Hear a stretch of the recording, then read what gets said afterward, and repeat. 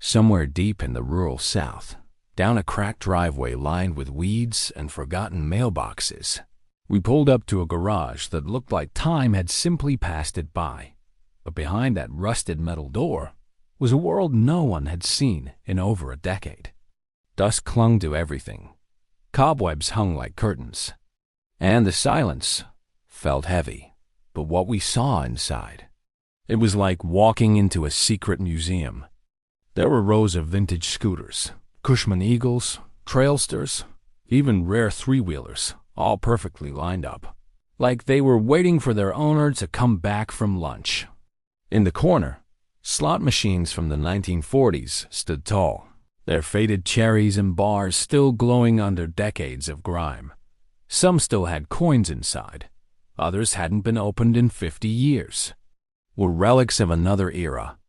Everywhere we looked, racing tether cars, model engines, custom-built mini-bikes, tools, notes, diagrams, newspaper clippings, all untouched. It didn't feel like a garage. It felt like someone's mind had been left open. The man who owned this place? He never bragged, never posted online, never even sold much. He just collected and created in silence. We asked the neighbors what they knew. Some hadn't seen him in over 10 years. Some thought he passed away. Others whispered about a family tragedy that changed everything. But no one knew for sure. Inside, we found clues. A calendar from 1998, still pinned to the wall. Stacks of old racing flyers from county fairs and state expos. And tucked beneath a pile of blueprints, a photo. 2 young boys, maybe 10 or 11 years old, standing next to a custom-built racing cart. Handmade, painted red. The pride in their eyes was unmistakable. On the back, in faded ink, it read, 1956, the day we won. That's when everything started to make sense. This place wasn't just about machines. It was about memory, a tribute to a brother lost, to a childhood frozen in time. Every scooter he restored, every machine he repaired, was a way to keep the past alive, to keep him alive. And you could feel it. When we opened the drawers, we found more than tools. We found old letters, racing scores, a handmade trophy carved from wood. This was devotion, not to money, not to fame, but to love. He had turned grief into creation.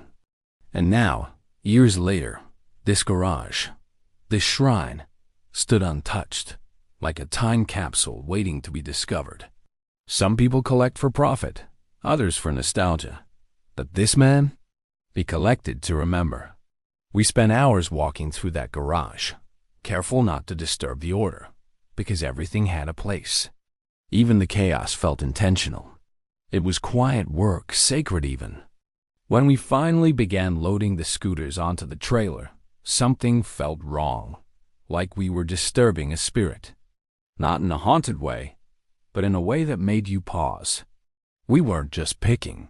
We were translating someone's life, trying to understand it, to honor it. And as we pulled away from that forgotten driveway, with a trailer full of vintage steel and stories, we knew one thing for certain. These weren't just machines. They were messages, left behind by a man who may be gone, but whose story was hidden in every bolt, every wire, every tire still clinging to the scent of old oil. This wasn't just a collection. It was a legacy, built by hand, preserved in silence, discovered by chance. Sometimes the greatest treasures aren't gold or gems.